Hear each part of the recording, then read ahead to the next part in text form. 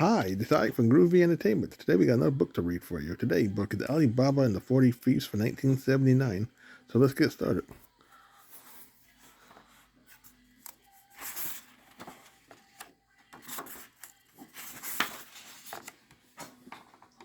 Once there lived a poor woodcutter named Alibaba.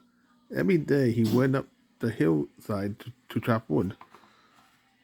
His donkey carried the wood to town where Alibaba sold it.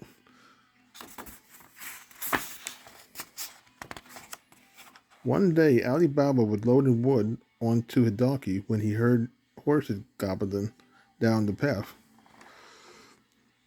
Alibaba was scared it could be a gang of thieves.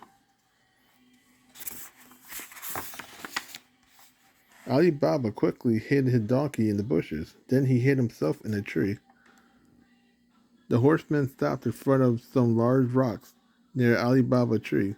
Then the leader cried out, "Open sesame."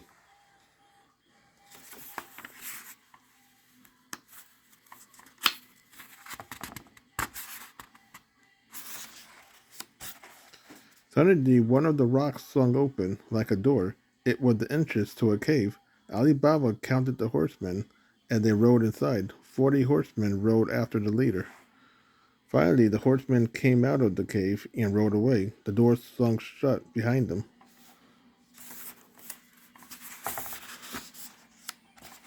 Ali Baba climbed down from the tree and went to the door of the cave. Then he tried the magic word, "Open sesame."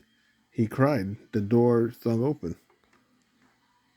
The cave was full of treasures stolen by the thieves. There was rows of fine silk, jars of jewelry, and a sack of gold. Ali Baba was very poor. Since he knew the treasure belonged to thieves, he decided to take some home.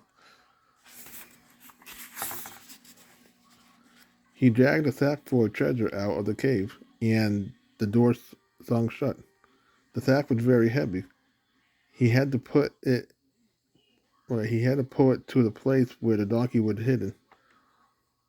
When he reached the donkey, he put the treasure into the saddlebags on their on their back. Then he covered the bags with firewood and started home.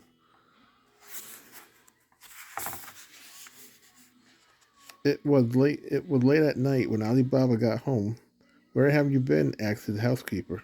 "Sure," said Ali Baba. "Hurry with me to the courtyard so we can unload the donkeys." When the housekeeper saw the gold and jewels, she was amazed. "We have to hide this treasure," she said, "or someone will steal it." "You are right," said Ali Baba. They dug a hole in the wood. No, they dug a hole in the floor and carefully buried the treasure. The next day, the thief rode back to the cave. Again, the leader cried out, "Open sesame." Again, the door of the cave swung open. Inside, they found broken jars and strange footprints. "Someone had robbed us," cried the leader. "Come, we must find him."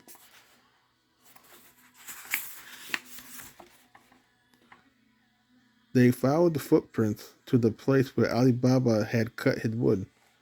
"The person who robbed us was a woodcutter," said the leader.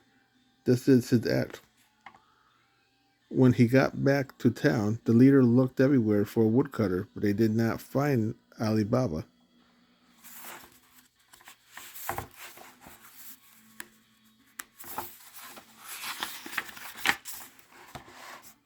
Each time Ali Baba and his housekeeper wanted some of the treasure, they had to dig up the floor.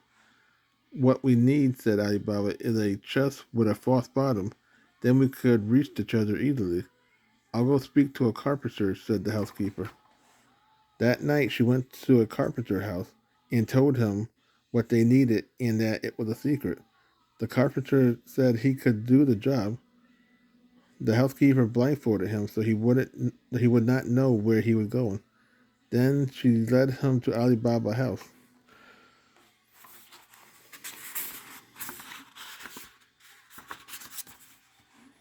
The carpenter worked quickly. Before the night was over, he made a handsome chest with a false bottom.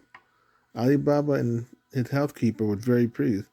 After they paid the carpenter, the housekeeper blindfolded him again and led him back to his house.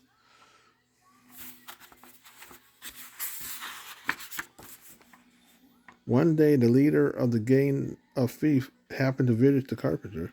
"You work fast," said the leader. "A few nights ago, I worked even faster," said the carpenter. "In a few hours, I built a chest with a false bottom to hide a secret treasure. If you take me to the place where you built that chest," said the leader, "I will pay you well. I was blindfolded when I went there, but if you also blindfold me, maybe I can find the house again." That night, the leader of the thieves blindfolded the carpenter, and the carpenter retraced his steps to Alibaba's house. The leader paid the carpenter and marked the door of the house with an X. The mark would help him to find the house again.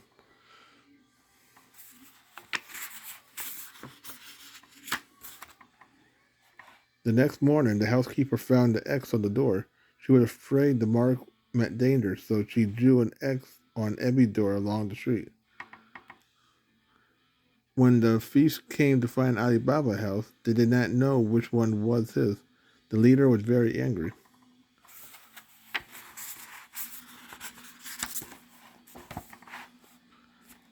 That night, the leader of the thieves again paid the carpenter to lead him to Alibaba's house, but this time he did not mark the door.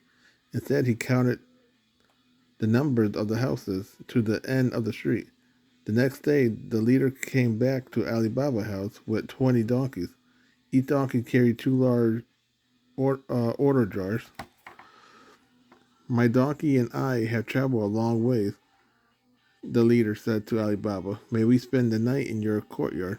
"You may put the donkeys in the courtyard," said Alibaba, "but you will be a guest in my house."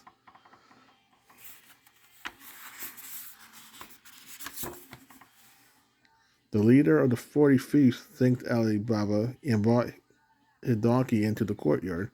He unloaded the order jars and lined them up against the wall. When it was dark, the housekeeper tried to light a lamp, but the lamp was out of order. She went to the courtyard to get order from one of the jars. "It is time to come out," whispered a voice inside the jar. Suddenly, the housekeeper knew that there was a thief hiding inside each of the 40 jars. In a deep voice, she answered, "No, not yet." Then she ran to tell Alibaba what was happening. Alibaba hurried off to get the Sultan's soldiers.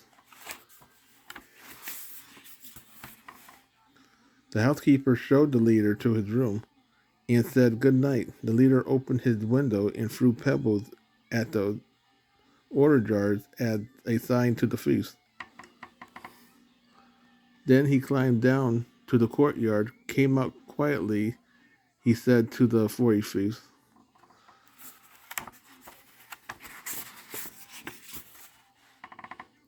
Suddenly the door burst open. Alibaba led the soldiers into the courtyard. The thief fell down and broke the order jars in their hurry to get away.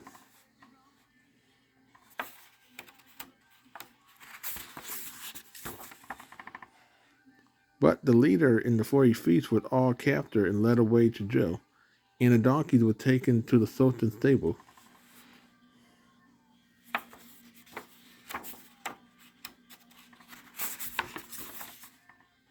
The next day, Alibaba and his housekeeper worked hard to clean up the courtyard.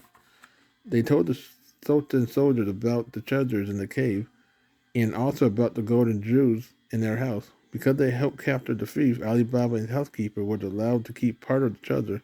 They spent their gold carefully, and they would never pour again. So that was Alibaba and the 40 Thieves for 1979. So if you like, subscribe, share, and comment, and have a groovy day. We have another video coming out real soon.